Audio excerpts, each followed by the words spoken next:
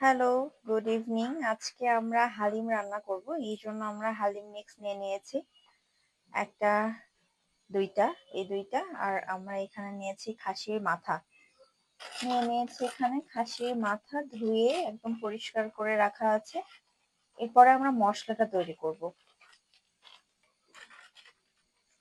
এই যে আমরা হালিম মিক্সটা নিয়ে নিলাম। এবার আমরা গরম জল দিয়ে এটাকে মিশিয়ে নেব ভালো করে। মিশিয়ে আমরা কিছুক্ষণ এটাকে রেখে দিব, 10 মিনিট।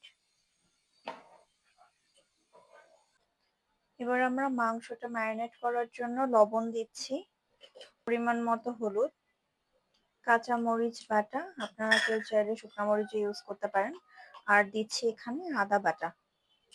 এবার এটাকে সুন্দর করে আমরা মাখিয়ে নিচ্ছি।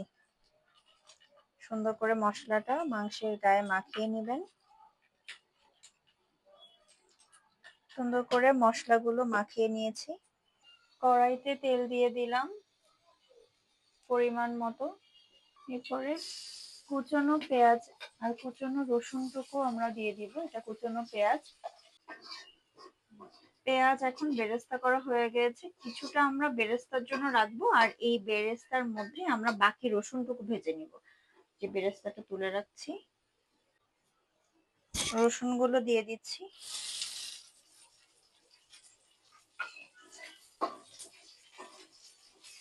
এবার ভাজা রসুন পেঁয়াজের মধ্যে মাংসটা দিয়ে দিচ্ছি।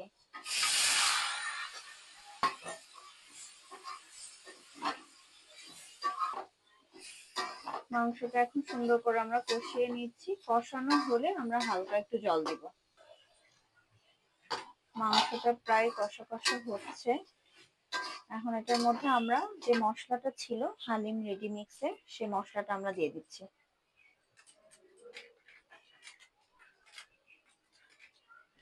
মশলা দিয়ে এটাকে ভালো করে এখন আমরা কষিয়ে নিব। আর একটু মশলাটা মিশিয়ে নিয়ে আমরা এখন হালকা গরম জল আমরা এই মশলার মধ্যে দিয়ে দিচ্ছি মাংসটা সিদ্ধ হওয়ার জন্য। পরিমাণ মতো জল দিয়ে এটাকে আমরা এখন একটু সিদ্ধ হতে দিব। এই জন্য আমরা এটাকে ঢেকে দিব। দুইটা হালিমের জন্য একবারে আমরা পরিমাণ মতো জল দিয়ে নিয়েছি। মাংসটা সিদ্ধ হয়ে গেছে। এর মধ্যে আমরা এখন দিয়ে দিচ্ছি যে মশলাটা মাখিয়ে রেখেছিলাম গরম জল দিয়ে, মশলা বলতে হালিম মিক্সটা, ওটা দিয়ে দিচ্ছি।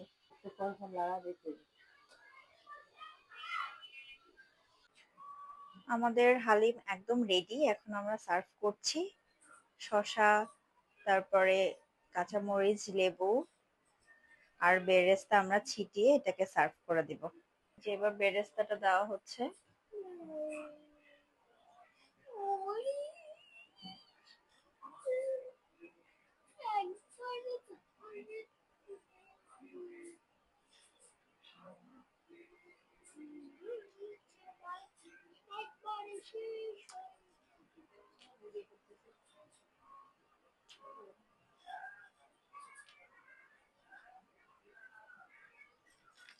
একদম রেডি আমাদের হালিম। টাটা।